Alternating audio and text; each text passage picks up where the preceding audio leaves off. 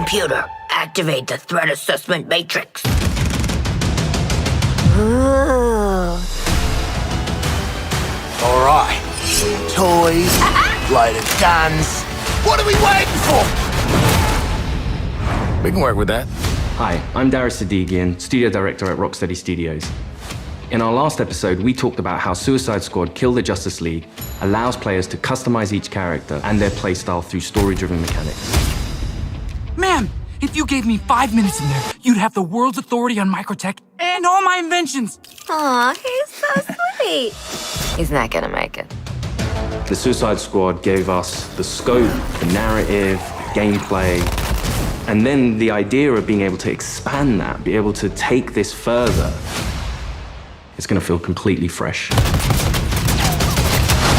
In that spirit, we want to deliver totally new content at no cost for those who purchase Suicide Squad Kill the Justice League. We're back in business. All right, let's steal this shit. Today we'll discuss customization options that draw from the full spectrum of DC Comics. You'll see emotes, rival taunts, outfits, and more.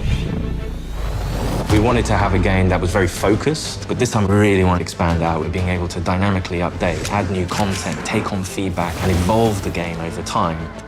For the first time ever, we'll give you a preview of what's to come after the credits roll on our main story campaign. We always designed the game in a way that we really wanted it to be accessible for everyone. And for those players that want to delve even deeper into our gameplay and into our systems, it really is about delivering new places to explore, new worlds to be in, new stories, new characters, and creating unique ways for you to play. We're gonna give you the content you love. Speaking of, what are you doing, mate? I'm smiling. Let's dive into Suicide Squad Insider Episode 3. Welcome to Task Force X. From the onset, Suicide Squad, being a squad, felt like the right fit for the kind of game that we wanted to make. You get to play with friends, you get to play on your own, but while you are playing on your own, you're playing with the squad, always. Every aspect of our games, we always look at it through the lens of Rocksteady's treatment. And that just doesn't stop at gameplay, that doesn't stop at story. When we're looking at the social features that we've really introduced into Suicide Squad, it has Rocksteady's approach. What do we think players will have fun with? This game has the mechanics to play kind of socially competitively, like none of our games have previously, and it really fits the characters of the squad. With multiplayer, we're leaning into the competition within the squad to show off your skills, show off your mettle, be the best one. I'm a freaking superstar. The squad are working together under duress. And so it's fun to add in mechanics to encourage the players to behave in the same way. So a lot of the time what you'll actually be doing is trying to get the highest score, which luckily helps you all complete the mission, but the best player in any mission becomes the squad leader in multiplayer for the next mission. How great was I? We have leaderboards for solo play, for playing with one friend, two friends, or a 4-player squad. You're competing with everyone across the world. Cross-platform, it is the best of the best. Think you're hot shit on toast, but you're cold fart on bread. Did you see that? Tell me you did. I was like, how do you like that? Precisely. Outstanding!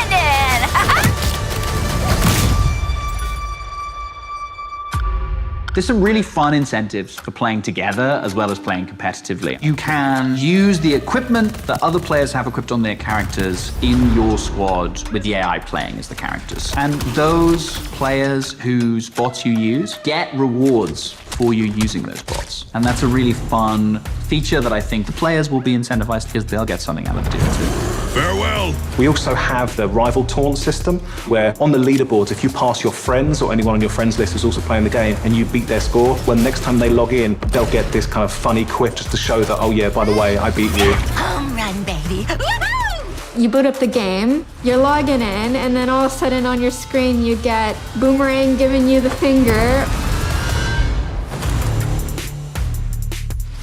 I think fans are going to have a great time with our remote system. Allowing players to kind of communicate in different ways, really in playful ways. As Rocksteady, as creators, this was another opportunity for us to really engage with our characters, extend the narrative through the players' choices with a very cinematic eye. Through the game, we offer many customization options and outfits to the player. You start off in the prison, you get your prison garbs, and then you evolve to the Task Force X outfits. Yeah, right. I was thinking something more fashion forward. The outfit customization in our game is vast, to say the least.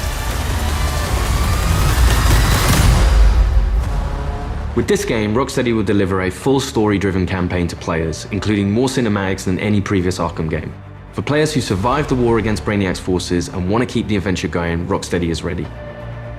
We very much knew we had a story to tell initially, and then we wanted to carry on feeding into that, and then changing up the gameplay to have a game that was going to evolve through post-launch content.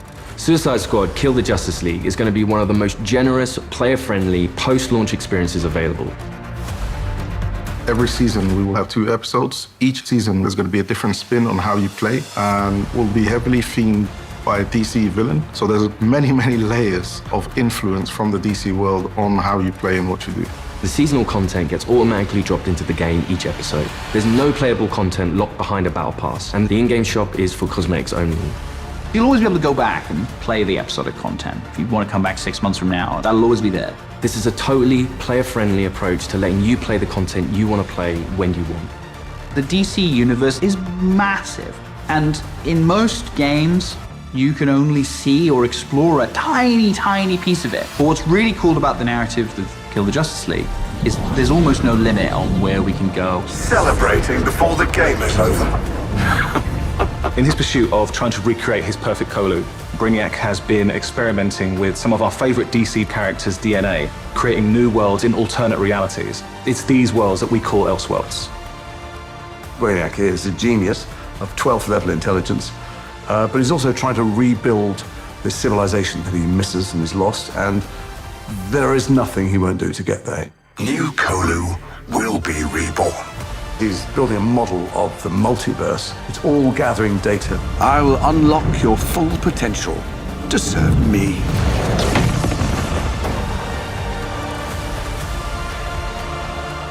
There's different versions of everybody in different universes, and their timelines have just diverged at some point.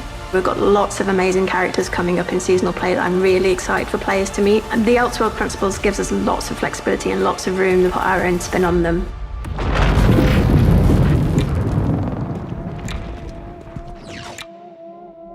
So we get to play with a bunch of cool shit from alternate universes, and then what? Retire? When Season 1 launches this March, you'll be able to unlock a new playable character for your squad, the Joker. At least buy me dinner first. The original Arkhamverse Joker has been dead for 5 years, but this is a new Elseworlds twist on the villain. He was part of the Suicide Squad in the Elseworld that he's from, which already shows that he's slightly more cooperative than the previous Joker we've had. But as you get used to him and actually play to him, you realize he's unhinged in a different way. Not only has he got to figure himself out, but he's figuring out his place in this new world and this new squad. He hadn't reached supervillain status before Brainiac invaded, so, he's still a bit less experienced. I think we've taken him back to the kind of more vaudeville roots of Joker. He's masking insecurities with traditional Joker behavior. But deep down, he's not sure who he is yet. Lock him up. Oh, making new friends after a move is always tough. As your mission expands deeper into the lore of the DC universe, this new version of the Joker will join your fight with his unique combat, traversal, and weaponry. His traversal is all based around a rocket-powered umbrella, which he can blast himself into the air, and then uses that to glide around, and then he can actually flip that down to grind along buildings, knocking enemies out of the way.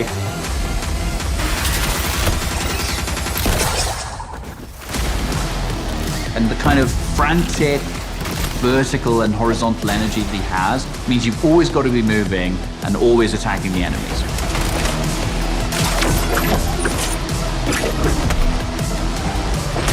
The Joker is only the first of the new squad recruits you could meet through the ongoing additions to our game. Over time, we can build up a library of characters that DC fans might not have expected to see in a video game, like a regular comic book release. I look forward to when the next issue's coming out. And in the same way, I hope people will look forward to the next episode from us. Whatever it is, I'm down. New environments, new characters, missions, challenges, gear, and more. All of this free content comes for players who own the game. We can't wait for you to see what the future holds. With Elseworlds, the possibilities are endless. How do you like that? Thanks for watching this series. We hope you'll join us for Suicide Squad Kill the Justice League, a third-person action shooter where some of the wildest villains of DC Comics join forces to save the world from its greatest heroes. No, that's mental. We're not doing that. God help us. Yeah. I think players are going to be surprised about the depth to which they can craft a character. It comes back to player choice and player freedom. Everything from melee strikes into gunplay, which you could then go into a traversal attack. All of the combat moves flow seamlessly into another. The squad can be garish, they can be loud, and playing together with your friends in a multiplayer space is a really unique experience that you can't get anywhere else. What we've done with the Suicide Squad is to really expand those experiences. Not only just one character this time around, we've done it with 4, and we plan to do it with more. This brings back memories of my old Suicide Squad. Whether you're in for the main story or exploring what lies beyond, Rocksteady Studios is here to support our players while delivering exciting new experiences. Thank you for joining us, and we'll see you at launch February 2nd, 2024.